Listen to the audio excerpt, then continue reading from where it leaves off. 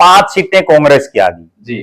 तो एक प्रचार किया गया कि ये सीटें हुड्डा साहब उदय भान की वजह से आई। बिल्कुल। अब जब 37 पे अटक गई तो ये क्यों नहीं प्रचार किया जा रहा कि हुड्डा साहब और उदय भान जी की वजह से हम यहाँ अटक गए। ये चौधरी भूपेंद्र सिंह हुड्डा जी के समधी भी समझे हैं और राजनीति में इनको इस कमेटी का चेयरमैन बनाया गया है। भारतीय जनता पार्टी के प्रदेश अध्यक्ष ने कहा कि मैं चुनाव नहीं लड़ूंगा क्योंकि मुझे पूरे हरियाणा प्रदेश में घूमना है। बिल्कुल। यहाँ उदय भान जी को भी एक सेक्रीफाइस करना चाहिए था कि मैं पूरे हरियाणा को जिताना चाहता हूं इसलिए मैं चुनाव नहीं लड़ूंगा। उदय भान जी को शायद ये फील ही नहीं हो पा रहा कि वो प्रदेश अध्यक्ष हैं। प्रदेश अध्यक्ष हैं क्योंकि वो अक्सर पूरा टाइम अपना चौधरी भूपेंद्र सिंह हुड्डा की कोठी पर ही बिताते हैं। हाँ। और राजनीति की बातों में चर्चा करने के लिए एक नए विषय पे एक बार फिर से मौजूद हैं प्रद्युमन जोशीला जी। नमस्कार जी। नमस्कार सभी दर्शकों को नमस्कार, राम राम। और राजनीति की बात शुरू करने से पहले एक फिर से आग्रह है हमारे दर्शकों ने। बिल्कुल। हमारे दर्शक बहुत अच्छे हैं और बहुत ज्यादा सपोर्ट हमने इनकी तरफ से मिला है। एक बार फिर से सबसे पहले तो आपको राम राम और भाई वीडियो को शेयर जरूर कर दियो। और राजनीति की बातों की जहां तक बात है ना पुनिया साहब है जी, आज का जो विषय है ना वो देखो थोड़ा सा मजाकिया सा है। हाँ बिल्कुल। और कहने का मतलब कितने कितने एक चिंताजनक भी है किसी उसके लिए देखा जाए तो। क्यों समझ जी?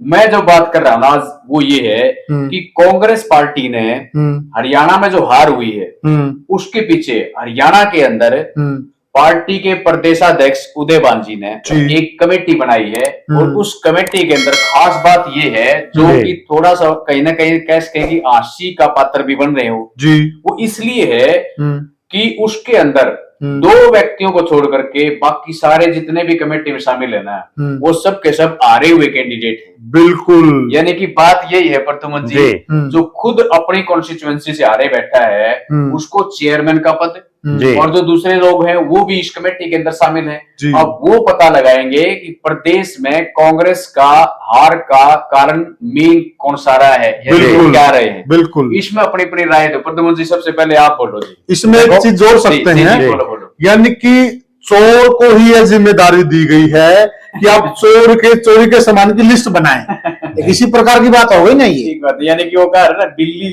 के बोले प्रद्युमन जी बिल्ली को दूध का रखवाला बैठाया गया है जी।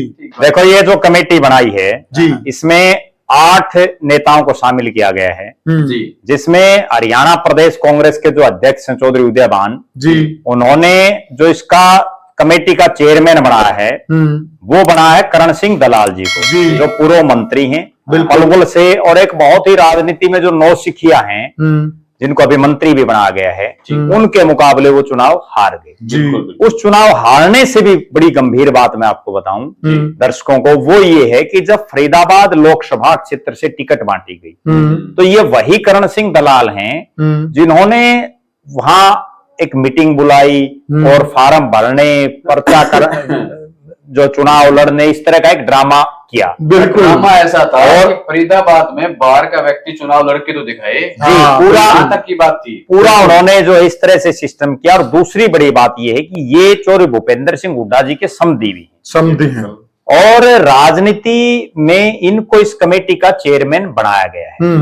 उसके बाद अगर इसको सिलसिलेवार देखें तो इसमें एक चीज और जोड़ सके जैसे हुड्डा साहब ने इनका फार्म भरवाया, इनको टिकट नहीं मिली थी करण सिंह दलाल को, उससे पहले फार्म विधानसभा चुनाव में इन्होंने बिना टिकट मिले और कांग्रेस प्रत्याशी की मेरी टिकट फाइनल है और इन्होंने चुनाव में नॉमिनेशन अपना कर दिया। यानी कि जनता ने एक गलत संकेत नहीं दिया बिल्कुल कांग्रेस में चल किसकी रही हो क्या रहा है। ठीक बात है। जब एक आदमी को आप एक चीज देखिए कि टिकट बांटने वाला जब आला कमान ने टिकट देनी है तो उन्होंने किस हैसियत से ये समझ लिया कि मेरी टिकट फाइनल है ऐसा इनको कहीं ना कहीं दाल में काला है। लोगों ने इनको ये तक कह दिया था ये तो महाभारत के संजय हैं इनको दूर से ही दिखाई दे रही टिकट आपकी ही है।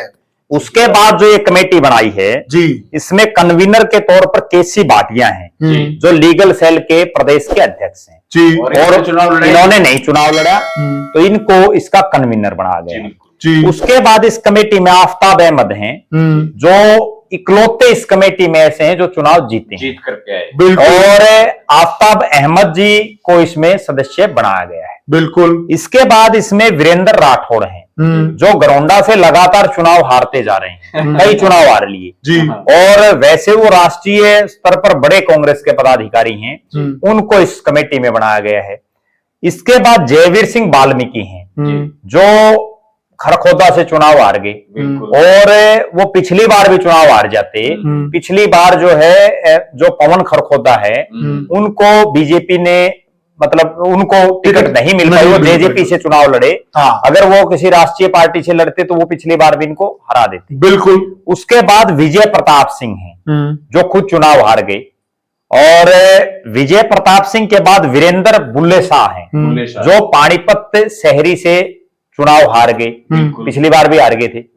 तो जो है उनको इसमें रखा गया है। मतलब बीरपाल शाह बहुत बड़े कांग्रेस के नेता हुए हैं, उनके भाई हैं ये। बिल्कुल। और मनीषा सांगवान है, जिनको दादरी से जो सिटिंग विधायक थे सोमवीर सांगवान, उनकी टिकट काट करके, क्योंकि सोमवीर सांगवान निर्दलीय थे लेकिन उन्होंने कांग्रेस को सपोर्ट कर रखा, उनकी टिकट काट करके इनको बना दी गई और ये भी चुनाव हार गई। एक बात मैं बोलूं जी, यानी कि जो हार तो हुई जी, कांग्रेस ने हार का जो ठिकरा था ना जी, वो उदयभान जी ने अपने सिर पर फुटने की बजाय ओरा फोड़ने की जो ना एक तरीके से तैयारी कर दी, अपना सिर तो बचा लिया, तरकीब निकाली है। क्यों ऐसा ही है? सबसे बड़ी बात यह है ना कि खुद उदयभान जी भी चुनाव हारे, प्रदेश कांग्रेस के अध्यक्ष हैं, जिनको पूरे हरियाणा प्रदेश की कांग्रेस को जिताने का ठेका था, जो पूरे हरियाणा में जिनको। और एक और बड़ी गजब बात, इस चुनाव में पहली बार ऐसा हुआ होगा कि प्रदेश का अध्यक्ष वो कितने कल क्या हम देखे आपने प्रचार करता हुआ। बिल्कुल। मैं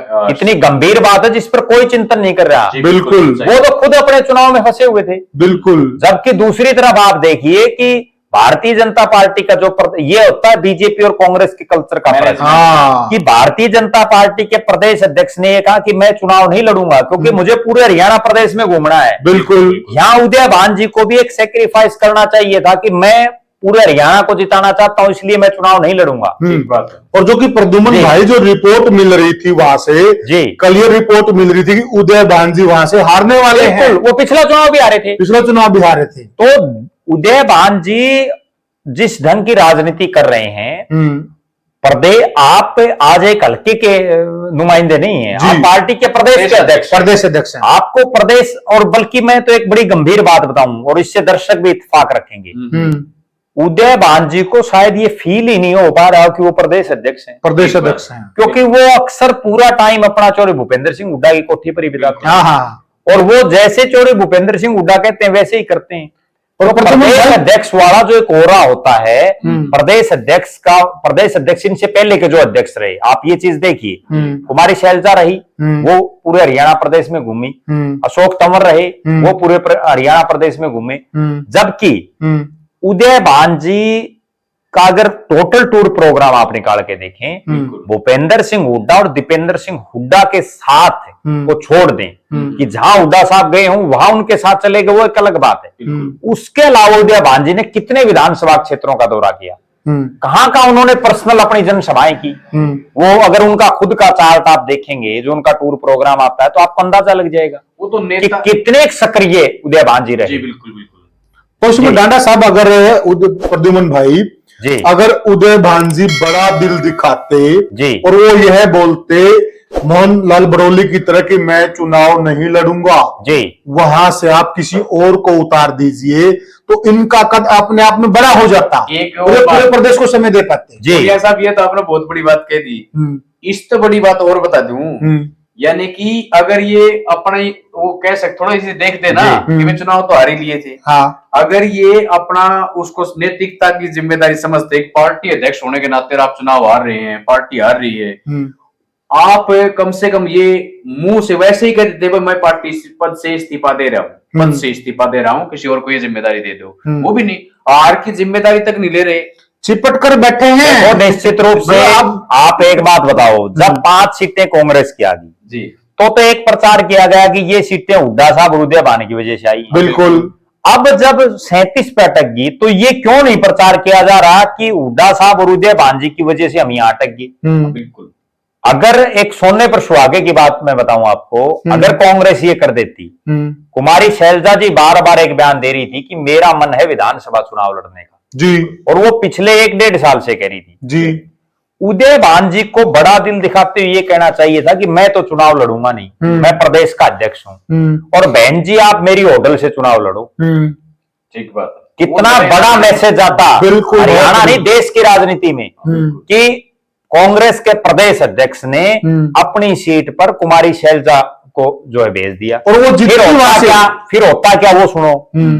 मान लीजिए कुमारी शैलजा जी वहां से जीत जाती, वो विधायक भी बन जाती, तो दोनों पद तो रख नहीं सकती थी। बिल्कुल। अगर वो लोकसभा से रिजाइन करती तो कुमारी शैलजा जी बड़ा दिल दिखाती उदय भान जी को सिरसा लोकसभा से चुनाव लड़ाती, बिल्कुल वो संसद में जाते और कांग्रेस पार्टी की सरकार बनती। लेकिन बड़ा दिल दिखाना चाहिए। अब कई ऐसी सीटें हैं जिन सीटों पर कांग्रेस पार्टी के नेताओं ने एक जिद पकड़ ली और उस जिद का ये परिणाम है, वरना ना तो इस कमेटी की जरूरत थी और आज ये कमेटी बना रहे हैं। मैं एक बड़ी गंभीर बात दर्शकों को बताऊं, चौधरी भूपेंद्र सिंह हुड्डा के खासम खास जिनको हुड्डा साहब ने टिकट दिलाई, बरवाड़ा के पूर्व विधायक रामनिवास घोडेला, वो सरेआम खुलेआम मीडिया पे ये कह रहे हैं कि कांग्रेस में ये कमेटियां बढ़ती रहती हैं, कुछ नहीं फर्क पड़ता इनसे, ये कोई रिपोर्ट ही नहीं आती इनकी, ना कोई एक्शन होता। बिल्कुल। तो हुड्डा साहब ये क्यों नहीं कह रहे, उदय भान जी क्यों नहीं कह रहे कि घोडेला साहब आप ये बातें क्यों बोल रहे हो, आप पार्टी लाइन से अलग बात क्यों बोल रहे हो? वो सरेआम ये कह रहे हैं कि कांग्रेस पार्टी के एक जो सांसद है जयप्रकाश जेपी, उनका नाम ले रहे हैं और बाकायदा उनके भाई का एक ऑडियो भी वायरल है और उस पर उनके भाई की अभी तक कोई प्रतिक्रिया नहीं आई है, जिसमें मौजूदा सांसद का भाई और जो कांग्रेस में है, भाई तो अलग अलग पार्टियों में भी हैं सबके, लेकिन वो कांग्रेस में है, कांग्रेस की टिकट मांग रहा है और वो उससे कथित ऑडियो जो वायरल है, अब उसकी पुष्टि तो वो करेंगे कि वो सही या गलत है, लेकिन उसमें वो सरेआम ये करें कि नीलो की जो प्रत्याशी उसको वोट दो। प्रद्युमन भाई, सुनने में ये आ रहा है कि जो ये कमेटी बनाई गई है, यह कमेटी हार के कारणों पर पर्दा डालने के लिए बनाई गई, क्योंकि हुड्डा साहब को, उदय भान जी को इस बात का डर था, जो इनसे पहले कमेटी बनाई गई थी जिसमें वो पूर्व सीएम जो भूपेश बघेल और राजस्थान के हरीश चौधरी उनकी देखरेख में कमेटी बनाई गई थी, उन्होंने सबसे बात की थी और आज तक उसकी रिपोर्ट सार्वजनिक नहीं हुई है। एक तो वो रिपोर्ट सार्वजनिक न हो जाए, असली कारण सामने ना आ जाए। कांग्रेस में सबसे बड़ी दिक्कत ये है कि आपने कमेटी बना ली, आपने पूछ लिया, उसका रिजल्ट क्या रहा, क्या है वो लोगों को नहीं बता रहे। अब ये सुनने में आ रहा था कि कांग्रेस हाईकमान के सामने लोगों ने ये दबाव बना रखा है कि आप एक कमेटी बनाइए जो हार के सही कारण बताए, कांग्रेस पार्टी के सामने आए, और इस बात की भनक लग गई हुड्डा साहब को, उदय भान जी को, तभी फिर उन्होंने आनंद फानन में ये कमेटी बना दी ताकि हाईकमान अलग से और कमेटी ना बनाए। देखो इस कमेटी में अगर बनानी थी कमेटी, कम से कम उन लोगों को लेते या तो जिन्होंने चुनाव ही नहीं लड़ा, बिल्कुल, जो कम से कम ये पूछते। तो अब मान लीजिए आप एक बात बताइए कि इस कमेटी में 6 आदमी ऐसे हैं जो चुनाव हारे, बिल्कुल, वो निश्चित रूप से उनके हलकों में क्यों हारे इस पर भी तो अपना प्रकाश डालेंगे, बिल्कुल। तो वो क्या फैसला करेंगे, जो आदमी खुद अपना कैसे फैसला वो कर पाएगा, ये समझ नहीं आ रही। एक खास बात यही है कि वो मानसिक रूप से ही ठीक नहीं, सही बात है, वो नहीं कर पाएगा इस तरीके का निकाल पाएगा, ये पक्की बात है। देखिए हार से आदमी का एक मनोबल गिरता है, ठीक है, जब उनका मनोबल गिरा हुआ है, फिर दूसरी बात है अपनी कमियां वो कैसे रिपोर्ट में देंगे? बिल्कुल, वो खुद की कमियां दे ही नहीं सकते। सबसे पहली बात तो मैं आपको एक बात बताऊं, जो चौधरी भूपेंद्र सिंह हुड्डा और दीपेंद्र सिंह हुड्डा जी और उदय भान जी बार बार एक बात कहते थे कि हम सर्वे के आधार पर टिकट दे रहे हैं, टिकट देंगे और जो मजबूत होगा हम उसको टिकट देंगे जी। सबसे पहले तो जिन्होंने सर्वे किया वो पकड़ने चाहिए, बिल्कुल, उनसे ये पूछना चाहिए भाई तामी ये बताओ ये सर्वे तरह गलत कैसे हुआ, बिल्कुल, या तो उन्होंने सर्वे किया नहीं, या अगर उन्होंने किया है तो उन्होंने रिपोर्ट सही नहीं दी, या रिपोर्ट सार्वजनिक भी तो होनी चाहिए, और वो रिपोर्ट ये होनी चाहिए कि इन सर्वे वालों ने क्या क्या रिपोर्ट दी, क्या क्या कैंडिडेट की, ताकि ये पता तो चले कि वास्तव में दिक्कत कहां है। दूसरी बात प्रद्युमन जी, पार्टी हार गई ना जी, तो तमाम चीजें निकल के आ रही है जो मतलब सोच भी नहीं सकते थे, चाहे वो किसी भी तरीके का आरोप है ना, बड़े बड़े नेताओं पे इतने जबरदस्त लगे हुए, आप मार्केट में उतर के देखिए और पता करिए। सबसे बड़ी बात तो ये है कि आप चुनाव हार गए, आप तभी तो किसी फैक्ट पर पहुंचेंगे जब आप उन पदों से इस्तीफा देंगे। उदय भान जी जब तक इस पद से इस्तीफा नहीं देंगे, उनके खिलाफ किसकी हिम्मत है कि कोई बोल जाएगा। सही बात। एक बात और प्रद्युमन जी, आप सर्वे की बात कर रहे थे जी। देखिए, हम तीनों लोग मीडिया में काम करते हैं और हम आपकी भी बहुत लोगों से बात हुई होगी, डांडा साहब की भी होगी, मेरी भी हुई होगी। मुझे आज तक वह लोग नहीं मिले जो यह बता दें कि उनके पास कांग्रेस पार्टी का सर्वे करने के लिए एजेंसी आई थी। मुझे तो नहीं मिले, किसी को नहीं मिले। वो सर्वे कहां करके चले गए? यही तो बात है। मेरे को मैं जो समझ पा रहा हूं, ये जो सर्वे का जो ढकोसला ना, ये सिर्फ इसलिए होता है, मैं जो समझ पाया हूं, कि चुनाव से पहले नेता 10-10, 20-20 आदमियों को थापी मार देते हैं, भाई तुम जो है चुनाव की तैयारी करो, तुम्हारे को टिकट देंगे। बिल्कुल। और उसके बाद वो लोग अंधाधुंध खर्चा शुरू कर देते हैं, वो अपना टाइम निकालते हैं, खूब घुमा भागा दौड़ करते हैं और मन मन में वो विधायक बन के सोते हैं।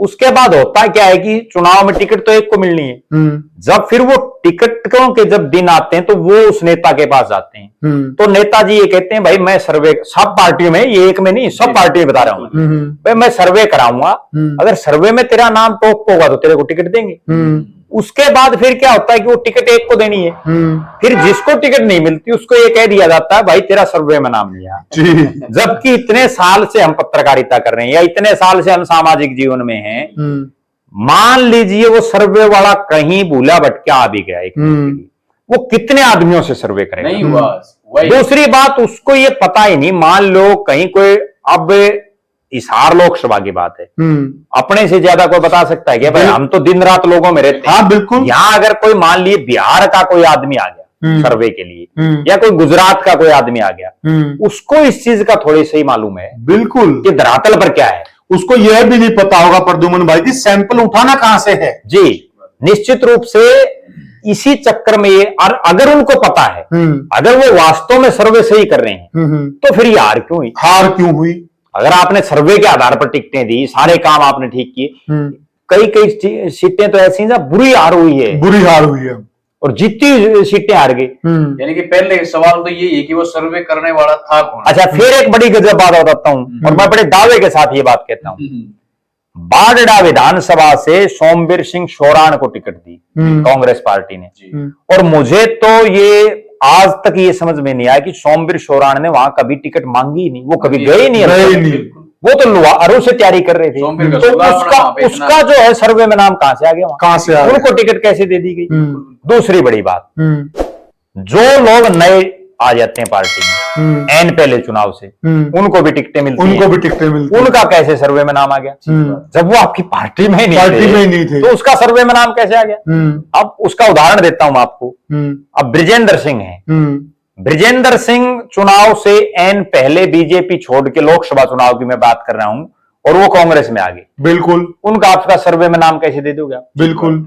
आज उनको विधानसभा की टिकट दे रखी है। तो कहीं ना कहीं ये जो सर्वे के नाम पर, ये केवल उन नेताओं को शांत करने के लिए है जिनको आप टिकट नहीं दे पाए, आड़ लेने के लिए। और वो नेता इस चीज को समझ नहीं पाते। वो केवल, बहुत से नेता मेरे को मिलते हैं, बोला भाई साहब मेरा माहौल तो ठीक था लेकिन सर्वे में नाम नहीं आया। वो मतलब उनकी सोच इस तरह की, उनका मानसिक जो है ना सिस्टम, उनका वो हाईजैक कर लेते हैं सर्वे के नाम पर। और वरना तो वो जो सर्वे करने वाले लोग हैं, अगर उनके सर्वे वास्तव में सही हो, तो जिसका नाम लेंगे वो फिर हार कैसे जाते हैं? तो अंतिम बात पे, हार भी जाएं, बुरी हार कैसे हो जाती है? बिल्कुल बिल्कुल। अंतिम बात पे डांडा साहब आते हैं जी। तो जो ये बनाई गई है, जो कमेटी इन्होंने बनाई है जी, तो आप, हम तीनों को क्या लगता है, एक एक राय दें, क्या लगता है कि जो कमेटी बनाई गई केवल और केवल पर्दा डालने के लिए बनाई गई जी, या सही मायने में ये लोग कारण दे पाएंगे? देखो, मुझे तो ऐसा लगता है कि ये चाहे कोई भी रिपोर्ट दें, रिपोर्ट वो भी सार्वजनिक नहीं होगी, आप देख लेना। ठीक कहा। ठीक है, जब तक इन्होंने क्या रिपोर्ट दी है, अगर वो बंद कमरे में ही देनी है तो फिर किस चीज की कमेटी बनानी है? दूसरी बड़ी बात, ये कमेटी में जो इन सदस्यों को शामिल किया गया है, ये सारे चौधरी भूपेंद्र सिंह हुड्डा के गुट के हैं। ये बड़ी बात, ठीक है, कितनी बड़ी गंभीर बात है कि आप आज भी वो सीख नहीं ले पा रहे कि आप हारे किस वजह से, कांग्रेस की गुटबाजी की वजह से।